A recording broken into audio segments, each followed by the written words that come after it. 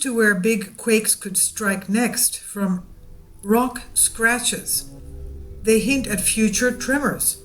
This is a recent article on phys.org by the Victoria University of Wellington in Australia. Rock scratches, they say, could show us where future earthquakes will take place. And one of these images, Jesse leaning against a fresh fault scrap at the Kikarengu Fault. Curved scratches on rock faces may give clues to where big quakes could strike next. This is from a study led by Victoria University of Wellington master student Jesse Kearse. These scratches, or slicken lines, have been observed on fault lines for decades. Through his master's research published last month in the journal Geology, Jesse was able to link the direction of the slicken lines with the direction a fault line ruptures during an earthquake, providing a record of how past earthquakes have moved on New Zealand's fault lines and hints as to where future earthquake damage could occur. Jesse's research began when he was analyzing the Kikarengu fault line as part of the Kaikoura earthquake surface rupture response team immediately following the Kaikoura earthquake. Quote, "We were mapping the ground ruptures that occurred around the Kikarengu fault as a result of the Kaikoura earthquake, and we found these intriguing curved marks." This is what Jesse explains. "We wanted to uncover the process behind their formation because we knew this was a field of research that was not well understood."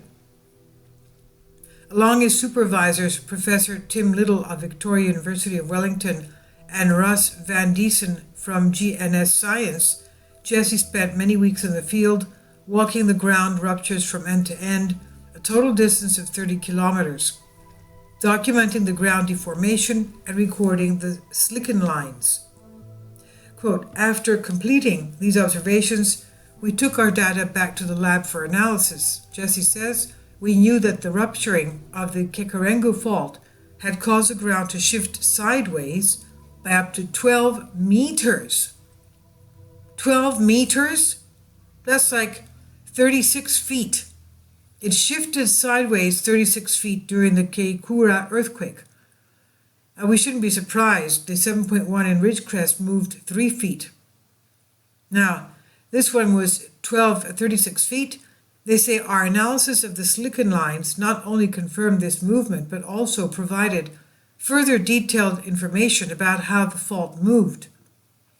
Not in a straight line, but along a complicated curved route.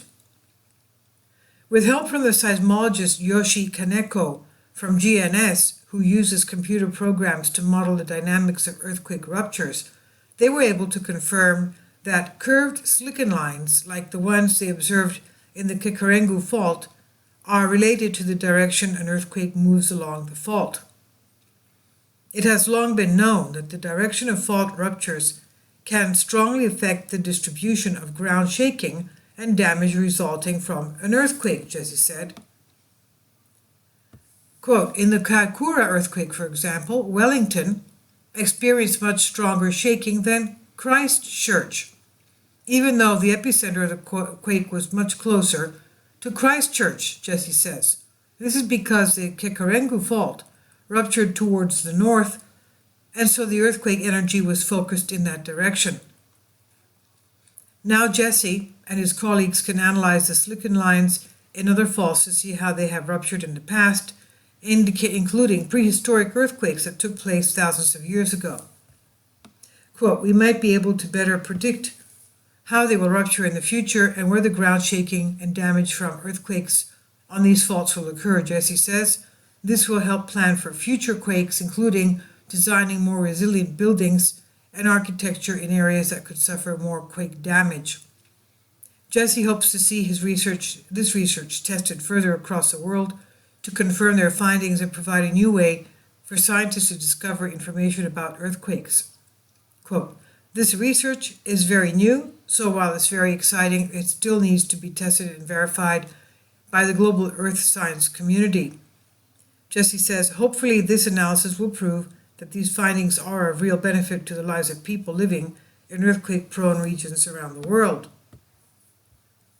The Jesse Kersel et al. Curved silicons preserve direction of rupture propagation was published in Geology magazine in 2019, provided by Victoria University of Wellington.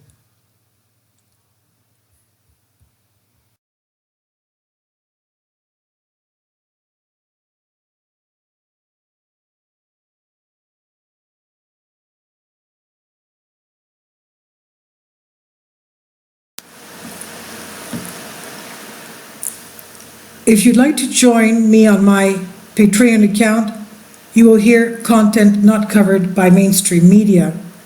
These riveting stories will be based on my research, and I will state my opinions and give my personal insight on diverse and controversial subjects and world events not covered by mainstream media, and not supported by YouTube guidelines.